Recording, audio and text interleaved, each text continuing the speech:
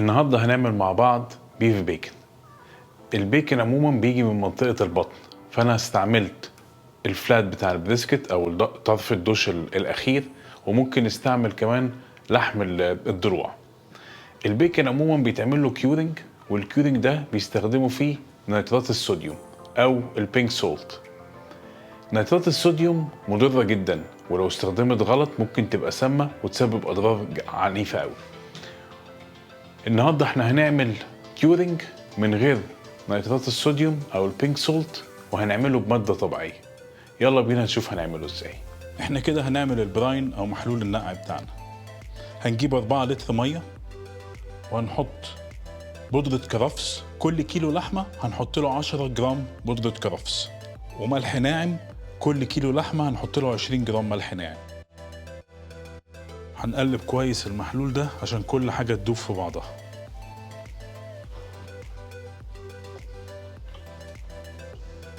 كده كل حاجة دابت. هنجيب اللحمة بتاعتنا ونغطسها جوه المحلول، وعايزين نتأكد ان هي تفضل كلها جوه المحلول، مفيش حاجة طالعة منها. ونغطيها وتخش التلاجة من 6 ل 10 ايام. كده اللحمة بقالها 8 ايام قاعدة في التلاجة بيحصل لها كيورنج. يلا نطلعها ونشوفها مع بعض. لونها حتى اتغير وبقى عامل ازاي، ده تأثير الكيورنج على اللحمة. حطها على صينية عشان تصفي ميتها.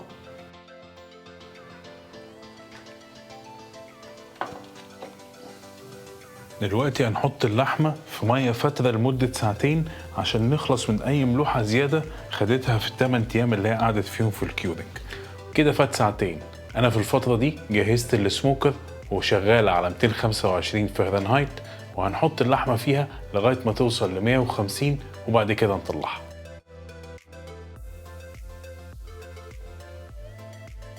كده اللحمة وصلت درجة حرارتها الداخلية الحرارة المطلوبة 150 فahrenheit، وخدت تقريبا ساعة ونص في السموكر. انا شلتها دلوقتي وهحطها تبرد خالص، وبعد كده هدخلها التلاجة لغاية بكرة الصبح تجمد، عشان وانا بقطعها تبقى ماسكة نفسها. ده كده يا جماعة شكل حتة اللحمة بعد ما باتت في التلاجة وطلعت وبقت جامدة عشان نعرف نقطعها. محتاج نجيب سكينة كبيرة وتكون حامية عشان نعرف نقطعها سلايسز رفيعة.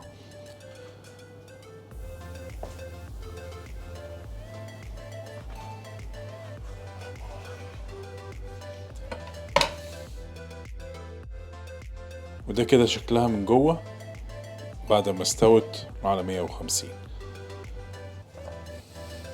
نبتدي نقطعها سلايسز رفيعة على قد ما نقدر، عشان اما نيجي ناكلها ونحمرها نقدر نخليها تقرمش.